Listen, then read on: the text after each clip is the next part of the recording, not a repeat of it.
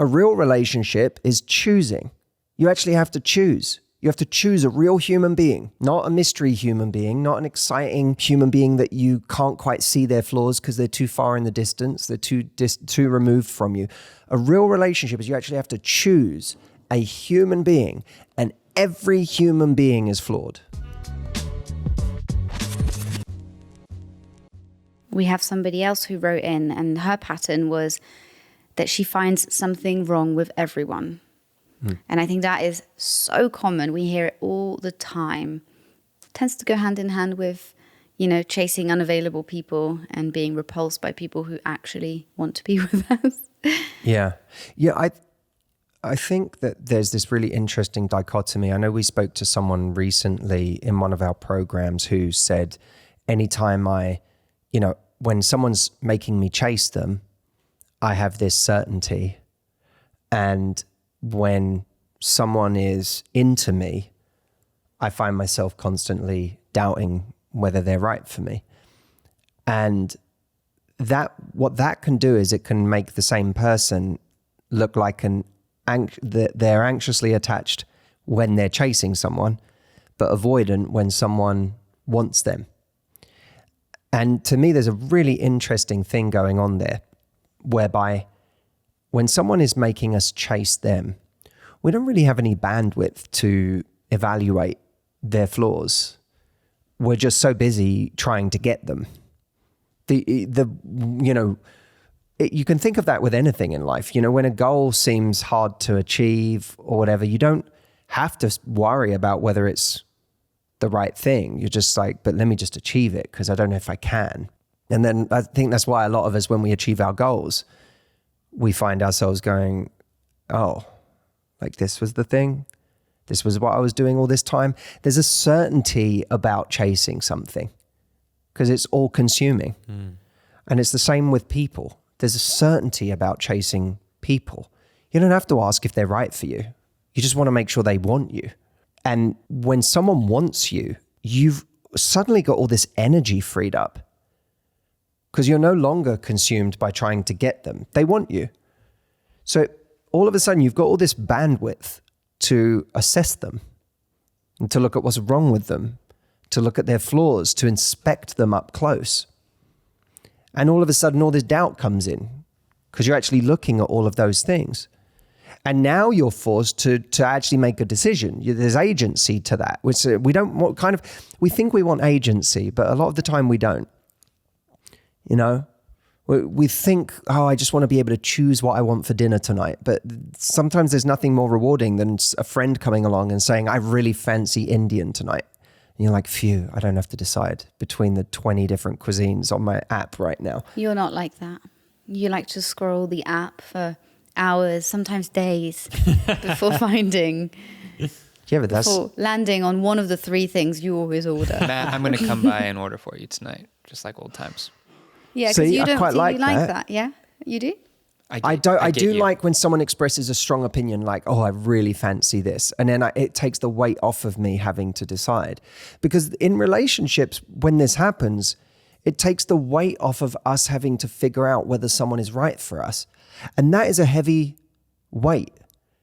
When you're thinking, who do I want to spend my life with? We're not talking about what to order for dinner tonight. We're talking about my life. Who am I going to spend it with? Most people don't trust themselves on day-to-day decisions, let alone a decision about who to be with forever. So the stakes feel really high. And weirdly, you don't think about those stakes when you're chasing someone. You just think about whether you can get them. And that's why for anyone out there listening right now, if you find that you're anxiously attached with people that make you chase them and you feel avoidant with people that want you, I believe that this goes to the heart of why that is for so many people. You don't have to decide with someone who's not sure about you, but you do have to decide with someone who wants you. And when you don't trust yourself, when someone wants you, you can't get out of your doubt. Because really it's a doubt about your own choices. It goes beyond a doubt about them. And that's ultimately a real relationship is choosing. Chasing someone all the time who doesn't want you, who isn't sure about you, who doesn't want to commit, that's a fake relationship. A real relationship is choosing.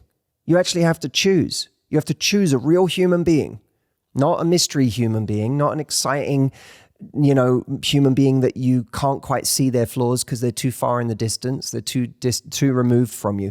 A real relationship is you actually have to choose a human being, and every human being is flawed. Every single one of them has something. Whether it's something physical, whether it's something psychological, whether it's something in their history, a problem in the present that they have to deal with, a challenge in their future. Every single human being is flawed and has a flawed life. And I feel like that's truly the moment where you realize you're ready for a relationship, is when you're ready to choose flaws. You mentioned the other day that Christopher Hitchens quote, you have to choose your regrets in life. And you've never used it in this context before, but it's kind of interesting here. Like, you have to choose your regrets in a person in life. You're going to choose a person, and the person's going to come with flaws. The choice is going to come with regrets. I don't know if that's the right word, but it's some lack of perfection. And growing up, I think, is realizing, like, life ain't going to be perfect. People are not perfect, and your choices aren't even really perfect. Everything's super gray and fuzzy. Yeah. And yeah, but choosing is pretty powerful. And once you actually choose, you can kind of use that as more energy to put into the choice. Well, and nothing imbues something with more meaning than choosing it. Right. When something didn't choose you, when you choose it, I was speaking to someone who was considering having a child on her own. And she actually had a person in her life who was smitten with her and wanted a child with her. And she felt like it was this very, very difficult choice between, like, she felt it made the choice harder, that there's this person that wants to do it with her, wants to marry her and have a family, that she didn't feel was right for her. And that she was giving up a family with this guy in order to have a child on her own. And what I said is, in an interesting way, this actually gives it more meaning, you having a child on your own. Because you're not saying there's not another option, so I'm going to do this. You're saying there is another option, but I'm still going to do this. That gives it even more meaning. Because your story is deciding to do this because this wasn't right for you over here. This person, even though it represented a traditional family unit, wasn't right for you. So you having a child on your own was right for you. And anytime, you don't have to be in that kind of a position to just be choosing a person and saying, if I could choose lots of different people, then and all of them are flawed, then the flaws that I do choose have real meaning. Because what they represent is, they're attached to someone who has things that are extremely important to me. What they have is that important to me, and that's why I'm choosing this. The mistake people make when they choose people who make their lives truly miserable is that the qualities they're choosing are actually, the qualities they're choosing are not qualities that create long-term peace and happiness. They are the qualities, they're ignoring someone's flaws because someone has a lot of charisma. They're ignoring someone's flaws because they have a lot of success or because they're really attractive. Those aren't things that create long-term happiness or peace. So when we are choosing our flawed person, we better make sure that the things we're choosing are things that create long-term happiness, not things that just create short-term thrills. Thanks so much for watching. If you haven't already, go check out my free training, Dating with Results.